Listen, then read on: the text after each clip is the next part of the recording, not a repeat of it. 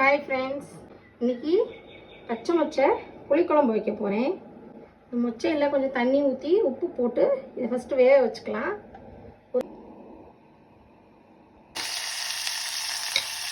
சின்ன வெங்காயம் தான் போடுறேன்.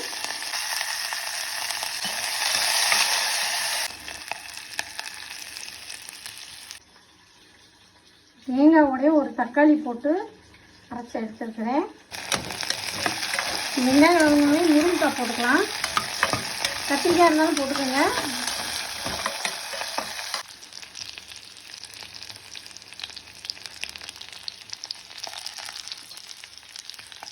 தேங்காய் விழுது இதில் ஊற்றிடலாம்.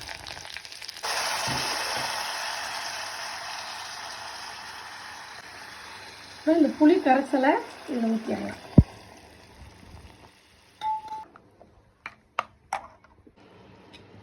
இதில் மல்லிப்பொடி ஒரு 1.5 கரண்டி, உப்பு, பச்சை மொச்சை குழம்பு ரெடி ஆகிடுச்சு. மொச்சை முருங்கைக்காய்லாம் நல்லா வெந்துருச்சு. லாஸ்ட்டில் நான் மல்லித்தலை போட்டிருக்கிறேன். பச்சை மொச்சை முருங்கைக்காய் புளிக்குழம்பு ரெடி.